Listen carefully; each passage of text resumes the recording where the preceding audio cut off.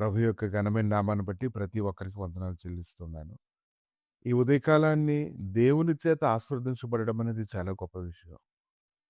పాత నిబంధన గ్రంథంలో యాకోబును గురించి ధ్యానిస్తూ ఉన్నప్పుడు ఆదికాండం 30 అధ్యాయము 32-33 వచనాలు చూసినప్పుడు లాబానుతో యాకోబు మాట్లాడుతూ ఉన్నాడు. మచ్చలు గాని చారలు గాని ఉండేటువంటి గొర్రెలన్నిటినీ తనను తీసుకునేలాగా అతడు ఒప్పందం కుదుర్చుకున్నాడు.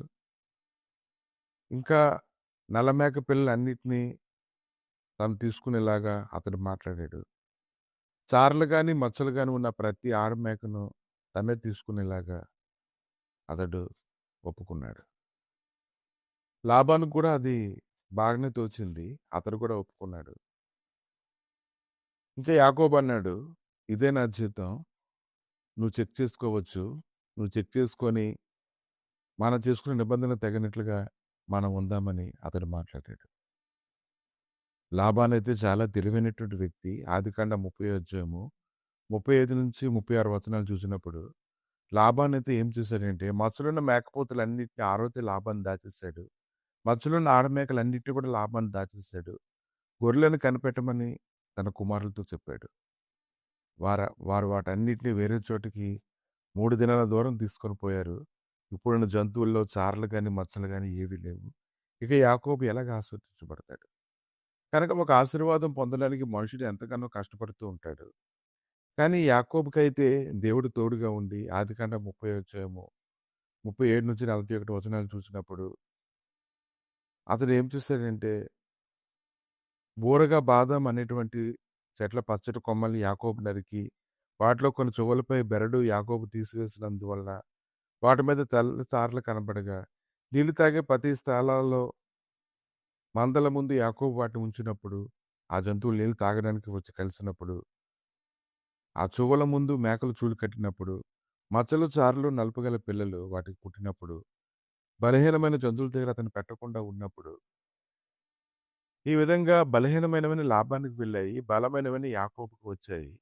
ఇప్పుడు యాకోబు అయితే చాలా ధనవంతుడైపోయాడు.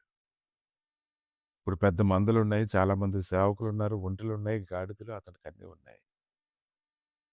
లాభానికి ఇదేది కూడా అంతు చెక్కలేదు. ఈరోజు నీ జీవితంలో అన్యులు ఎదుట నిన్ను దేవుడు కనపరచడానికి కానీ శక్తిమంతుడే ఉన్నాడు. నువ్వు ఆయనకు లోబడినప్పుడు గొప్ప మహిమకరమైనటువంటి సన్నిధి నిన్ను అలుముకుంటుందని నువ్వు తెలుసుకోగలగాలి. అసలు ఈ అద్భుతం ఎలా జరిగింది? ఈరోజు అద్భుతం ఎలా జరిగింది అని ఆలోచన చేసినప్పుడు ఎప్పుడైతే నీ కన్నులు తెరవబడతాయో అప్పుడు దేవుడు నీ జీవితంలో అద్భుతాలు చేయడం మొదలు పెడుతూ ఉంటాడు. అందుకే దేవుని వాక్యాన్ని శ్రద్ధగా వినాలి, లోతుగా ధ్యానించాలి, వాటిలో వేరుపారి ఇల్లు వలె స్థిరంగా కట్టబడేలాగా మన మనమే శ్రద్ధ తీసుకోగలగాలి. ఎప్పుడైతే మనం అలాగా శ్రద్ధ తీసుకోవడం మొదలు పెడుతుంటామో దేవుడైతే మన జీవితంలో ఆయన క్రమంగా నడిపించే నడిపింపు కింద మనం ప్రయాసపడుతూ ఉంటాం. యాకోబు అయితే 20 సంవత్సరాల పైనే కష్టపడ్డాడు. ఎండకి ఇండాడు, వానకు తడిచాడు, చలికి వణికాడు. కానీ అతడు తన శారీరక బలంతో తాను ప్రయాసపడ్డాడు. కానీ దేవునితో ఏకీపించినప్పుడు అతని కన్నులు తెరవబడినప్పుడు సులువుగా అన్నింటినీ అతను సంపాదించుకోగలిగాడు. కాబట్టి ఉదయకాలాన్ని ఈ లేఖనాలు కానీ ధ్యానించినట్లయితే ప్రతి చిన్న విషయంలో ఆయనతో ఏకీపించడానికి నువ్వు ఇష్టపడు. నువ్వు జ్ఞానివని నువ్వు అనుకునవద్దు.